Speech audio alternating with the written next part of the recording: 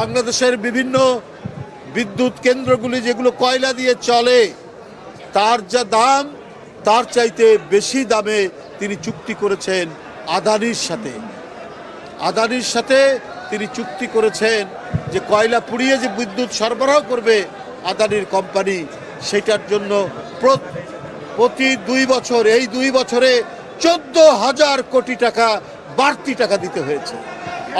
অর্থাৎ অন্যান্য যে কয়লা পুড়িয়ে যে বিদ্যুৎ উৎপাদন হয়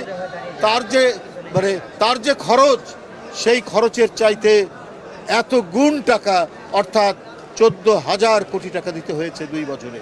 কারণ শেখ হাসিনা ছিল নতজানু, শেখ হাসিনা ছিল দেশ বিরোধী, শেখ হাসিনা দেশের স্বাধীনতা বিক্রি করে ক্ষমতায় থাকতে চেয়েছে। তাই জনগণের টাকাকে সে মনে করত নিজের টাকা, আর সেই বেশি টাকা দিয়ে সে বিদ্যুৎ নিয়েছে। বন্ধুরা আমার, তাই আমি আপনাদের সামনে বলবো যে এই রকম ফ্যাসিবাদের আর যাতে উত্থান না হয়। কিন্তু গণতন্ত্রকে মজবুত আর শক্তিশালী করতে হলে আজকে যে আমরা অরাজকতার আলামত যেগুলো দেখছি সেগুলোরও অবসান করতে হবে। আমাদের অন্তর্বর্তীকালীন সরকার তাকে যদি এইটা অবসান না করতে পারেন, এই যে দলবদ্ধভাবে আক্রমণ, এই যে মব, এই যে উচ্ছৃঙ্খল জনতা, তারা নানা ইস্যুতে নানা ইয়েতে তারা আক্রমণ করছে, প্রতিষ্ঠান ভাঙছে, একের পর এক যে সমস্ত কর্মগুলো হচ্ছে এইটা গণতন্ত্রের বিরোধী কর্মকাণ্ড।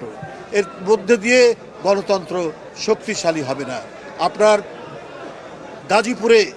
গাজীপুরে একটা ধর্মের ধোঁয়া তুলে একজন হিন্দুকে পুড়িয়ে দেওয়া হলো,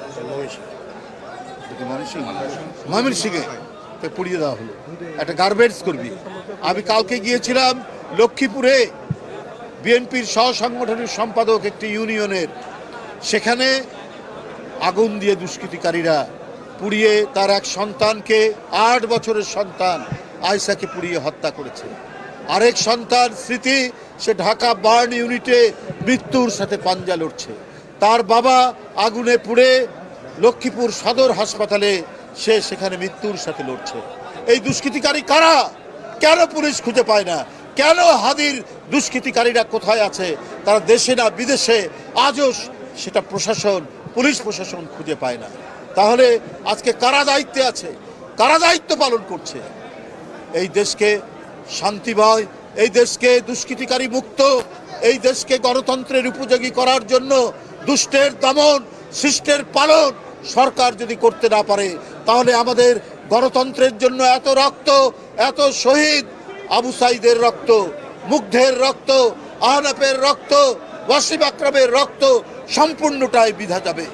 তাই এই উচ্ছৃঙ্খল ভীরতন্ত্র, দলবদ্ধভাবে আক্রমণ বন্ধ করতে হবে, মবক্রেসি বন্ধ করতে হবে, বন্ধ করে মানুষের মধ্যে শান্তি, সুস্থি এবং ফেব্রুয়ারিতে অবাধ সুষ্ঠু নির্বাচন, ইনক্লুসিভ নির্বাচন, এই নির্বাচনের পরিবেশ নিশ্চিত করতে হবে।